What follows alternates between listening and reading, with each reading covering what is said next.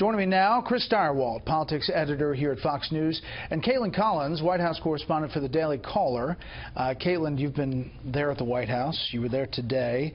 You met with some administration officials. What's the mood over there? They're definitely a little shell-shocked. They're not really sure what message they should be going with right now, and they haven't really offered an explanation beyond a denial. But they are denying the New York Times story that Donald Trump asked Comey to shut down this investigation. They're saying that didn't happen, it never came from him.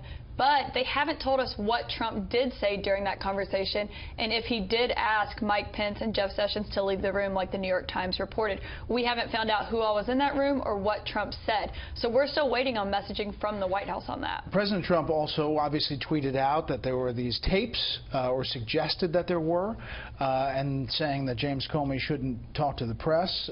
Maybe there are these tapes, but the White House hasn't engaged on that. No, they haven't engaged on that, or if there's a transcript, there have been rumblings that there's a transcript of their conversation. They haven't confirmed or denied that. But if there are tapes of that Oval Office conversation, they would be pretty helpful to Donald Trump right now, because it's really his word versus James Comey's. And the White House acknowledged to me tonight that they have a credibility problem. They know that they've used up a lot of their credibility on other stories when they really could have used it on a day like today. Yeah. Chris? Well, it's a heck of a thing.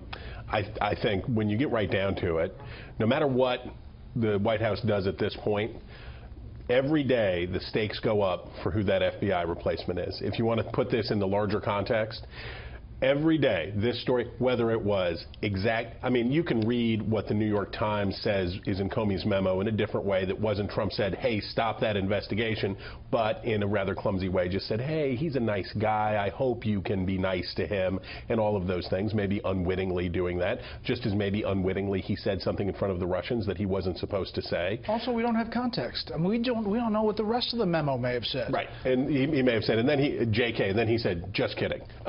We have no idea.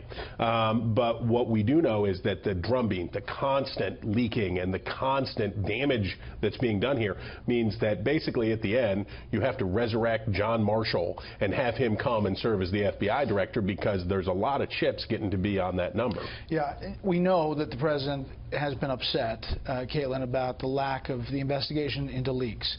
But this New York Times story goes a lot further. It says, alone in the Oval Office, Mr. Trump began the discussion by condemning leaks to the news media, saying that Mr. Comey should consider putting reporters in prison for publishing classified information, according to one of Mr. Comey's associates. Again, we don't have context. Maybe he was joking, but maybe he wasn't. We don't have context, but if you have read his tweets in the past about these leaks, it's safe to assume he wasn't joking about that, and he does actually think this is a punishable offense by imprisoning reporters. But when I asked an official about this detail tonight, they were surprised, and I had to read the graph of the New York Times story to them, and they hadn't even made it that far down in the story because they're putting out so many fires all over the place that they hadn't even gotten to that tidbit of the story yet.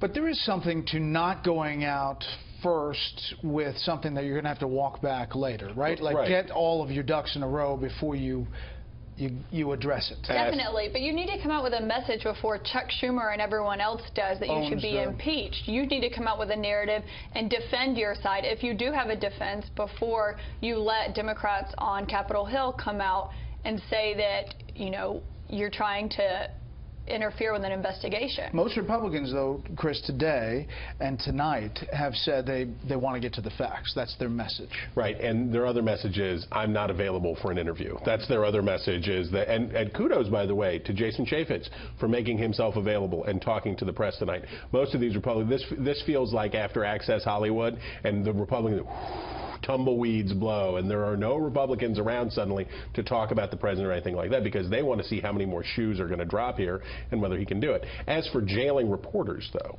I think this is something that will reconnect with Trump's base. I think this is the one you say, at least he's still trying to imprison the New York Times. So at least that will help him there from a political perspective.